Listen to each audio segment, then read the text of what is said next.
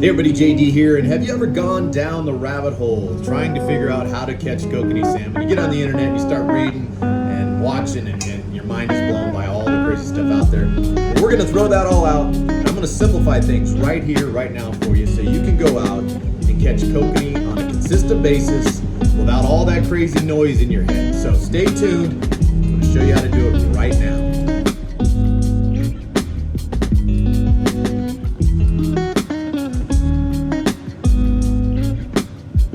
Today we're on Lake Tahoe, my home lake, and as we motor out, I just want to reiterate that there are lots of details and things that people can make you feel like are really essential, and sometimes those do make a difference, but let's just break this all down to something digestible, a small, simple package where you can get fishing, catching fish right away. So we're going to get out here and put some lines in, and I'll show you what we're doing.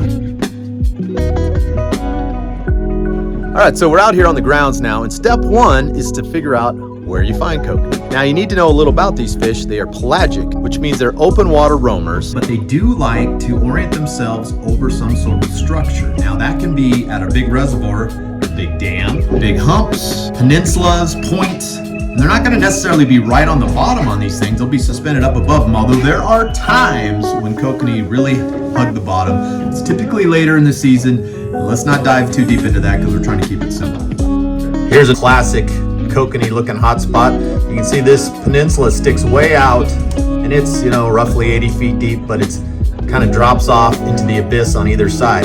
So the kokanee could be out on the tip, around the edges, or sometimes they'll be hanging out over the structure, you know, the middle of it too. So those are kind of good spots to start your quest. We found a place to fish. Now, how are we going to get down to them? Well, typically kokanee are going to be deep, so we're going to fish with downriggers. You can fish with lead core line or mono with a sinker on it. That gets a little more complicated, so let's just keep it simple here with the downrigger program.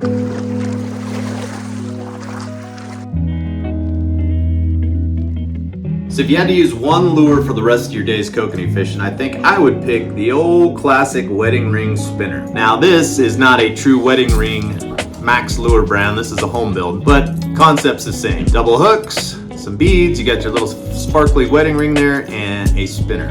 That's it. And if you really want to simplify things, get those in green and get them in pink, and that's all you need. Number 2 on my list are Hoochies, otherwise known as little rubber squid. This one in particular is called a wiggle Hoochie. It's got a little plastic bill on it that makes it swim. And finally, my third, and these aren't really necessarily in order other than the wedding ring would be kind of all-time number 1. My third type of lure that I recommend is a cut plug. These are Brad's cut plugs, but there are also a few other companies that make them. These spin in the water, and you can put a little bait inside them if you like. And again, 2 colors, pink and green. Getting a little deeper into the color thing, my reliance on pink comes from all my years of guiding in Alaska for sockeye salmon, which again, these are landlocked versions of sockeye. And we catch so many fish up there on pink. And that's how I've kind of come to conclude that the landlocked version of the sockeye also looks pink, and they do. Now, of course, you can go crazy with colors, and that's, I think, where a lot of the confusion with kokanee fishing comes, that you have to have a pink dodger with green spots when the sun is this high, and then your lure has to be orange with blue dots when the sun is like this, or the day is like that, or the conditions are such. Again, throw all that out. You can get there later if you want. If you want to buy $8 million worth of tackle, go ahead. If you want to keep it simple to catch fish, stay right here. Chartreuse and pink. All you're gonna need, all you're gonna need. There's some lakes that have their little idiosyncrasies, but for the most part, that's gonna get you into the fish everywhere you go. Now, most kokanee anglers will tell you that you have to have some corn on your lure, and where I've caught a billion of them without it, I will say that it doesn't hurt. You can also tip it with night crawler, gulp maggots, all kinds of stuff. You just want a little scent on there, essentially, is what you're looking for. Use shoe peg corn because it's a narrower kernel, so it doesn't create as much drag on your lure.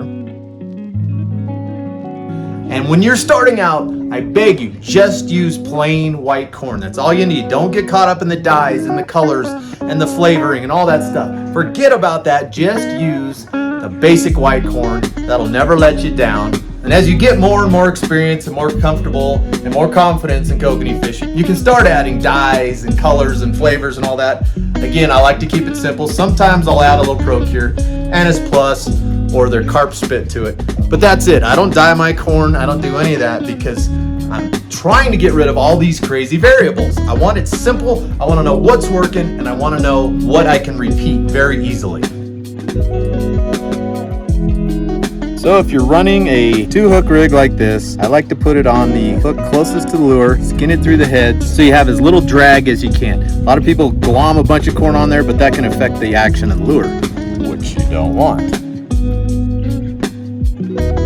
So kokanee are really attracted to flash, so you want to have some sort of bling, shiny stuff on your line ahead of the lure. As I said before, I use 3 different types of lures, and I use 3 different types of flashers, and that's it. First style is what a lot of people refer to as Ford fenders, the old lure Jensen, blades on a string that just drag in the water like that and create a lot of flash, a lot of thump, a lot of vibration, and it draws the fish in. Now these are very unruly and hard to feel the fish when you have them on your line. So we're going to attach these to the Downrigger ball, and I'll show you that in a second. This particular brand that I'm holding here are the Al Wilson flashers made by Tahoe Trolling Company, and I think these are the best of the best. These really draw fish in. But again, I don't like to put them on my line because it feels like you're dragging in a 5-gallon bucket.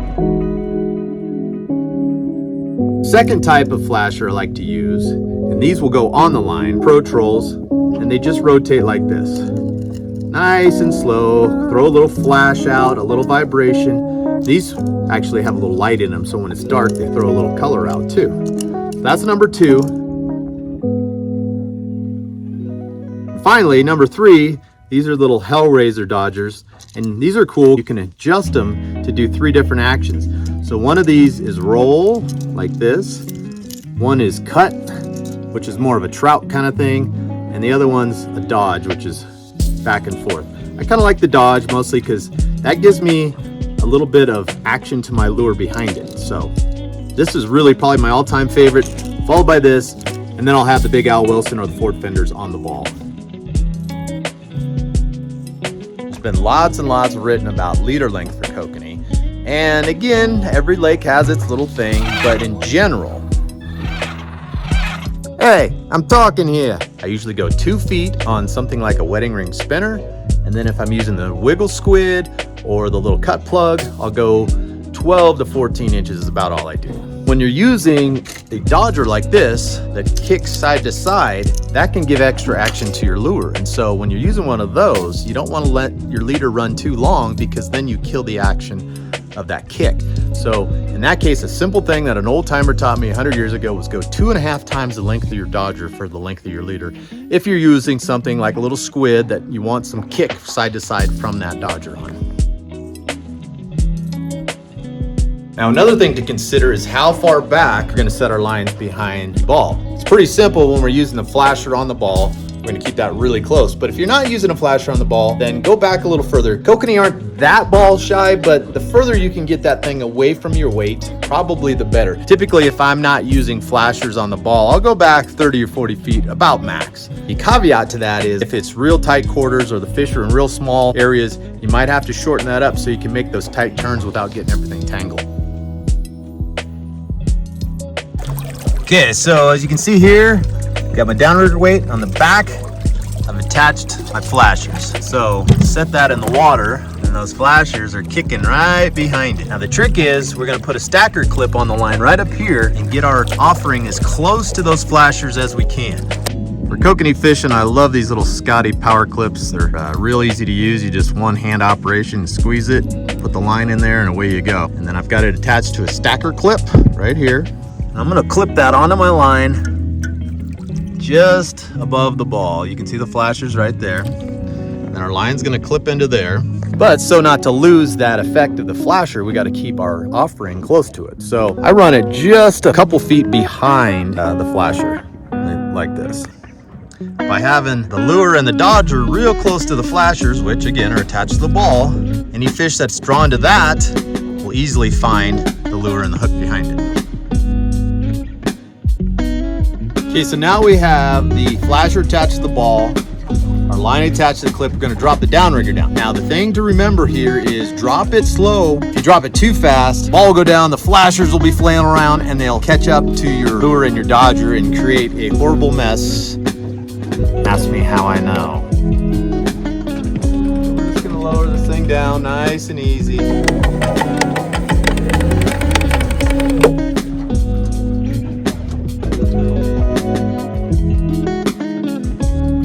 Okay, so now let's talk about trolling speed.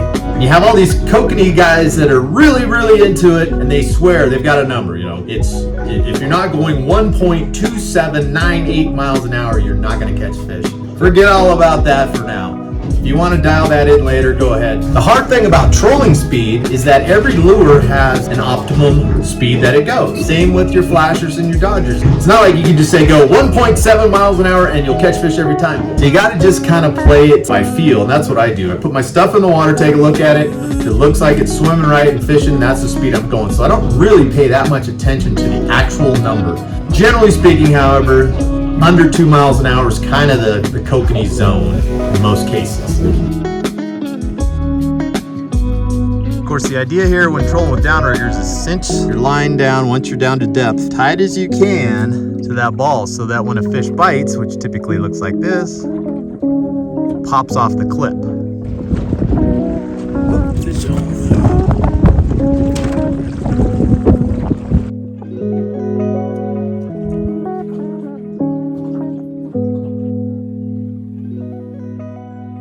All right, kokanee rods. There's a lot of rods out there on the market. Unfortunately, my company, Douglas Outdoors, doesn't make a kokanee rod yet. So I'm having to go outside the family and use some different models here. My favorite all-time kokanee rod, and I've had this one forever, is this G Loomis GL3. Model number 841, 7-foot ultralight, rated 2 to 8 pound, I believe. Also, for the more price-conscious folks, these Okuma SSTs are really, actually a pretty nice rod. The ones I use are the 762L, 2-piece, light action. I prefer all graphite kokanee rods, just they have to be light action because these things have such soft mouths that you lose a lot of fish if you don't have that flexibility in the tip. Now, a lot of people also like fiberglass rods because they have a lot more sponge and give to them, so you don't lose as many fish. I feel like they're a little bit clunkier, so they're not my favorite, but hey, to each their own. Whatever you like is what you should use.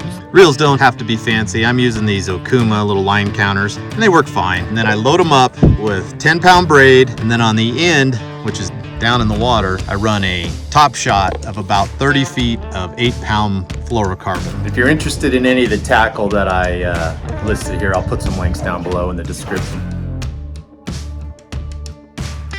All right, those are the basics. You can dive off the deep end as soon as you're ready and go crazy with these things like some people do. But the whole point of this was just to get you in the game, get you catching some fish, get some confidence, and then you can build from there. Hopefully this helped, and if it did, leave me a comment down below or something else you'd like me to cover.